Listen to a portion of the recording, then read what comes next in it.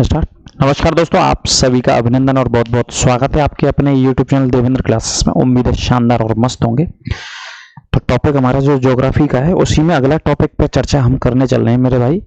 तो चर्चा करेंगे नदी तंत्र पर, यानी कि नदियों के बारे में पढ़ेंगे और इंग्लिश में कहें तो रिवर सिस्टम इसे कहा जाता है, रिवर सिस्टम है ना। इसमें हम उत्तर भारत की नदियों के बारे में जानेंगे और दक्षिण भारत की नदियों के बारे में जानेंगे। इसी बीच उत्तर और दक्षिण भारत की नदियों के साथ साथ हम पश्चिमी घाट और पूर्वी घाट वाली नदियों को भी देखेंगे और प्रायद्वीपीय पठार से होकर के कौन सी नदियां बह रही हैं उस विषय में भी हम चर्चा करने चलेंगे। तो थंबनेल आप देख रहे हैं, ये लगातार हमारा फ्री कोर्स चल रहा है। आप प्लेलिस्ट में जाकर के ज्योग्राफी पढ़ सकते हैं और वहां से देख सकते हैं। तो अपवाह तंत्र के विषय में हम बात करने चलेंगे।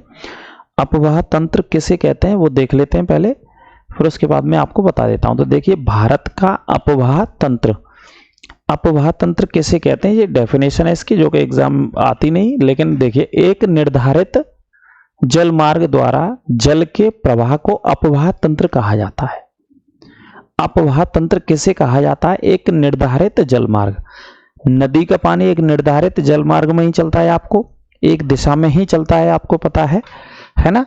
तो निर्धारित जल मार्ग द्वारा जल के प्रवाह को अपवाह तंत्र कहते हैं। ठीक है, इस प्रकार के कई जल मार्गों को जाल या तो जाल कहते हैं या जाल को ही अपवाह तंत्र कहा जाता है। जो बहुत सारे जल मार्ग होते हैं उनको अपवाह तंत्र कहा जाता है। यानी कि जैसे एक नदी, मुख्य नदी बह रही है, उसमें सहायक नदी आकर के मिल गई तो वो एक नदी तंत्र कहलाता है, रिवर सिस्टम कहलाता है।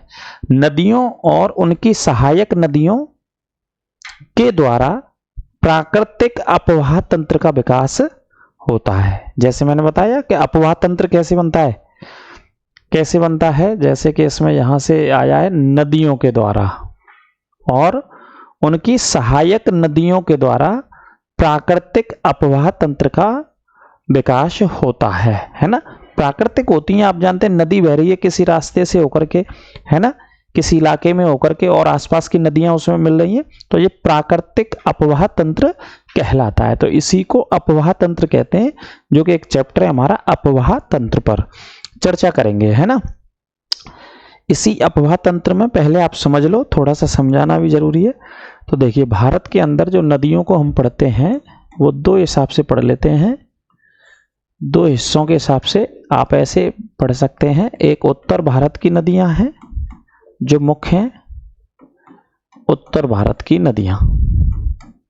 ठीक है, आराम से नोट करते चलें और नोट्स बनाते चलें। डिटेल में पूरा टॉपिक फ्री ऑफ कॉस्ट आप सभी लोगों के लिए। उत्तर भारत की नदियां, उत्तर भारत की नदियों के उदाहरण कौन कौन सी उत्तर भारत में पढ़ेंगे हम, या इन उत्तर भारत की नदियों को एक और नाम यहां पर कह सकते हो आप। उत्तर भारत में तो पढ़ेंगे हिमालय की नदियां। कौन सी नदियां हैं? हिमालयी नदियां हैं, जो हिमालय से निकलने वाली नदियां हैं। कहां से निकलने वाली नदियां हैं? हिमालय से निकलने वाली नदियां हैं। ठीक है, अब उदाहरण के तौर पर कौन कौन सी हैं? जैसे गंगा कहां से निकलती है भाई? हिमालय से निकलती है। यमुना कहां से निकलती है भाई? आप कहेंगे हिमालय से निकलती है गुरुजी। सतलज कहां से निकलती है भाई? हिमालय से निकलती है ना।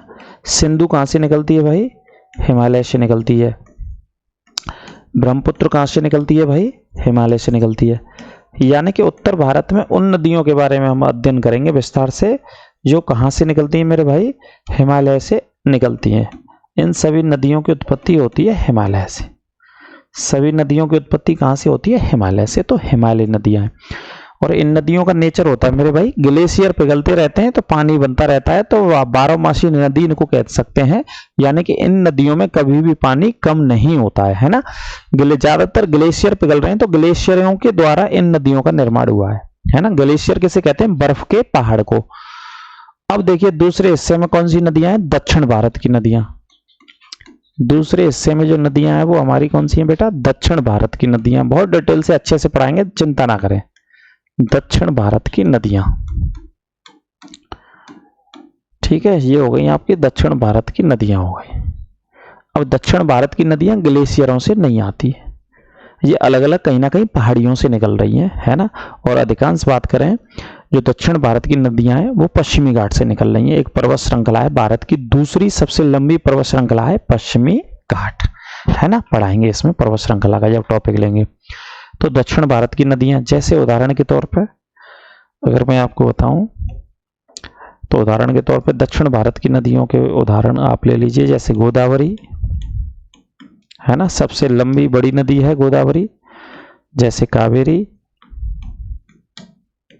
मुख्य नदियां जैसे कृष्णा, है ना, जैसे केरल में बहती है एक प्रसिद्ध नदी है पेरियार नदी, एक और केरल में बहती है बहुत प्रसिद्ध नदी है जिसका नाम है भरतपुजा, पेरियार और भरतपुजा दोनों, है ना, ये जहाँ बहती हैं। इसके अलावा अगर बात करें तो जैसे मांडवी नदी गोवा की बहुत प्रसिद्ध नदी है, पश्चिमी घाट में आती है, दक्षिण भारत में पढ़ते हैं इसको। एक ज्वारी नदी जो कि गोवा की नदी है, बहुत प्रसिद्ध, ज्वारी मांडवी गोवा की प्रसिद्ध नदी है, भरतपुजा और पेरियार केरल की। कृष्णा, कावेरी, गोदावरी दक्षिण भारत की सबसे बड़ी नदियां हैं, सबसे लंबी नदियां हैं, सबसे बड़ा अपवाह तंत्र है तीनों नदियों का, तीनों में सबसे बड़ा गोदावरी का। अच्छा, ये नदियां ग्लेशियर से नहीं निकलती हैं, ये अलग अलग पहाड़ियों से निकलती हैं। तो कई बार देखा जाता है दक्षिण भारत की इन नदियों में पानी कम हो जाता है, या कुछ एक नदी का हिस्सा ऐसा होता है कहीं कहीं जो सूखने की कगार पे आ जाता है।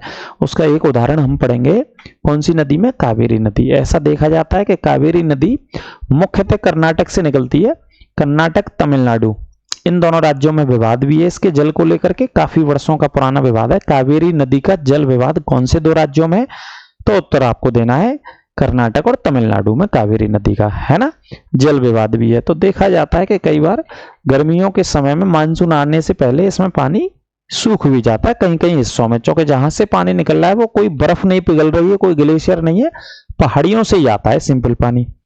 कहां से आता है, पहाड़ियों से। तो इस वजह से ये उदाहरण मिलता है। तो ये उदाहरण दक्षिण भारत की नदियों में हम पढ़ेंगे। तो भारत को दो हिस्सों से पढ़ा जाता है, मतलब नदी वाले सिस्टम को, नदी तंत्र को भारत में दो तरीके से पढ़ा जाता है, जो आपके सामने है ना, ये आपके सामने है नदी तंत्र। कौन सा तंत्र है, नदी तंत्र। इस तरीके से पढ़ते हैं, नोट्स भी बनाते चलना, नोट भी करते चलना, ठीक है, नोट भी करते चलना। और नदियों के एक उसको क्या बोलते हैं, अपवाह तंत्र या रिवर सिस्टम कहते हैं। जैसे उदाहरण के तौर पे मैं आपको बताऊं, जो अपवाह तंत्र किसे कहते हैं, कई बार आता है ना, जैसे ये कोई स्थान, यहां से ये नदी निकलती है, इस तरीके से ये नदी, उदाहरण के तौर पर कोई भी नदी बह रही है ये, ठीक है। अब इस नदी में बहुत सारी नदियां मिल रही हैं आकर के, जैसे कोई नदी ऊपर से आकर के मिली और यहां संगम बनाया इसके साथ, है ना, जैसे कोई नदी यहां से नीचे से निकल के गई और यहां संगम बनाती है ना, जैसे और कोई नदी यहां से निकल के गई और यहां पर जाकर के उसने संगम बनाया, है ना। तो इस तरीके से नदियां मिलती हैं। जैसे उदाहरण लिया मैंने कौन सी नदी का, जे आपको मैं बता दूं, मान लीजिए जो मैंने गंगा नदी का उदाहरण लिया, गौमुख से निकलती है, गंगोत्री से, ठीक है। अब यहां सबसे पहली जो सहायक नदी है वो कोई, जैसे उदाहरण के तौर पर रामगंगा नदी, गंगा की सहायक नदी है, ध्यान रखना, है ना, जो कि इसके बाएं हिस्से से आती है, बाएं तट से। कहां से मिलती है बेटा, बाएं तट से मिलती है, इसकी सहायक नदी है। कौन से तट से, बाएं तट से, ऊपर से आती है, उत्तराखंड से, नैनीताल से बहते हुए आती है। जिम कॉर्बेट राष्ट्रीय उद्यान सुना होगा, भारत का सबसे पहला राष्ट्रीय उद्यान था, उससे होकर के ये बहती है। उसका नाम भी रामगंगा है इस समय, जिम कॉर्बेट का, है ना।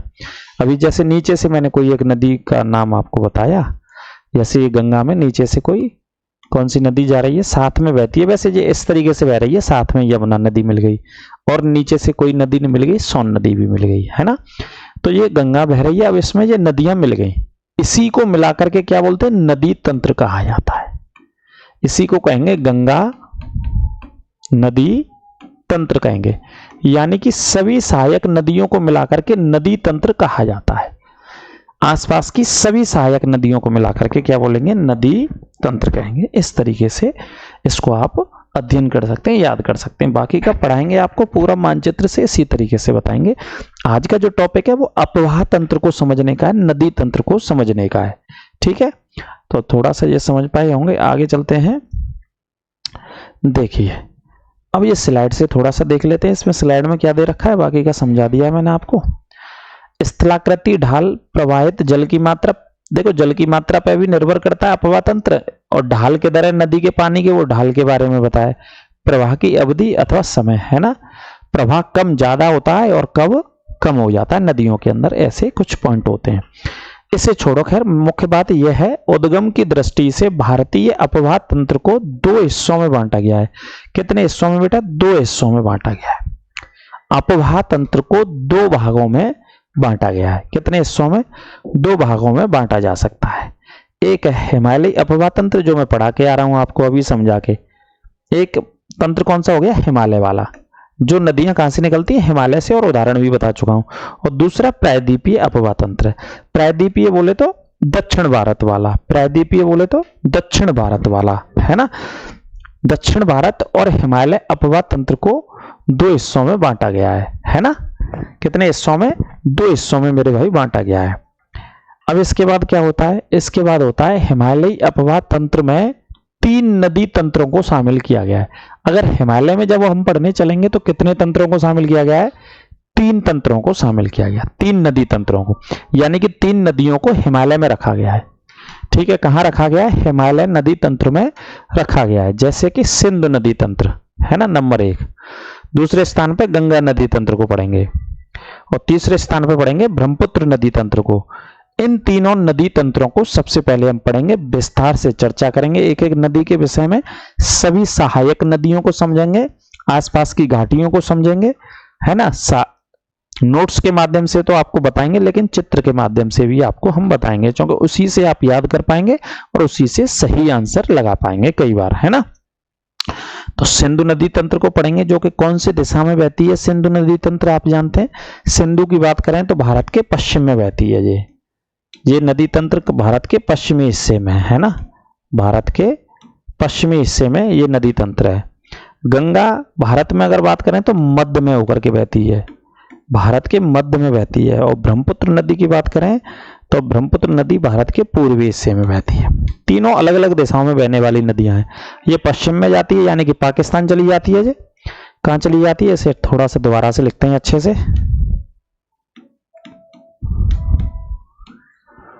ठीक है, पश्चिम में सिंधु नदी तंत्र, इसके अलावा गंगा नदी तंत्र मध्य में बहता है, और ब्रह्मपुत्र नदी तंत्र पूर्वी भारत, यानी कि आसाम और अरुणाचल प्रदेश से होकर के बांग्लादेश से बंगाल की खाड़ी में ये नदी गिरती है।